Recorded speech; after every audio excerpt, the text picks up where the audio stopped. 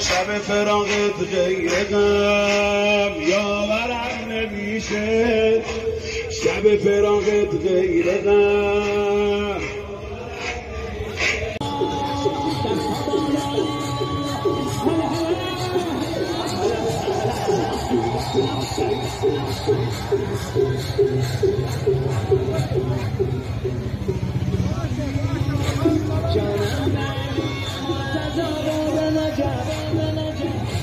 جانم به بقیم و حضرت سجاده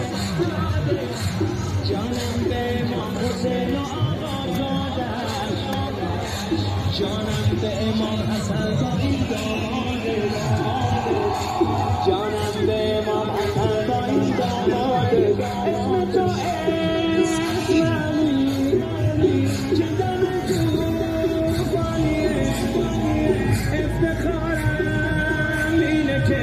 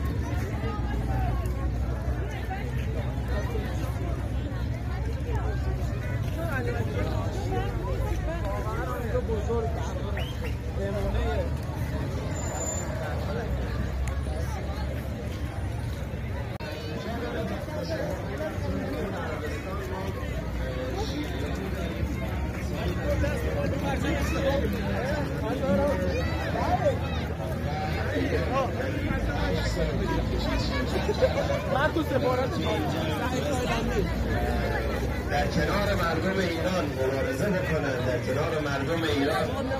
اونطوری که باید و شاید حق این امام عزیز رو به جا بیارن و 5 تن از این دوستان به شهادت رسیدن. این 5 تن تصاویرشون در این نمایشگاه وجود داره. به اضافه این موضوع بحث وحشیگری دستگاه آل سعوده، دستگاه آل سعودی که از هیچ گونه جنایتی سرباز نمیزنه و همیشه پیشگامه. علاوه بر شهادت این شیعیان اومدن نسبت به مسله کردن اینها، یعنی آتش زدن اجساد، تیکه تیکه کردن اجساد درگیرش هستن. علاوه بر این نسبت به اقامه مراسم عزا برای این خانواده ها من ایجاد کردن و این ممنوعیت باعث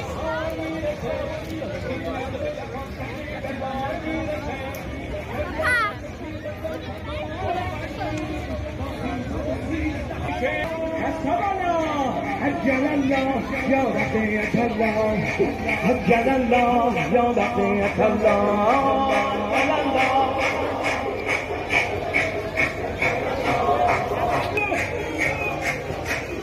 چشمی که میبینه شیرینه روز ظهورت رو تکمیل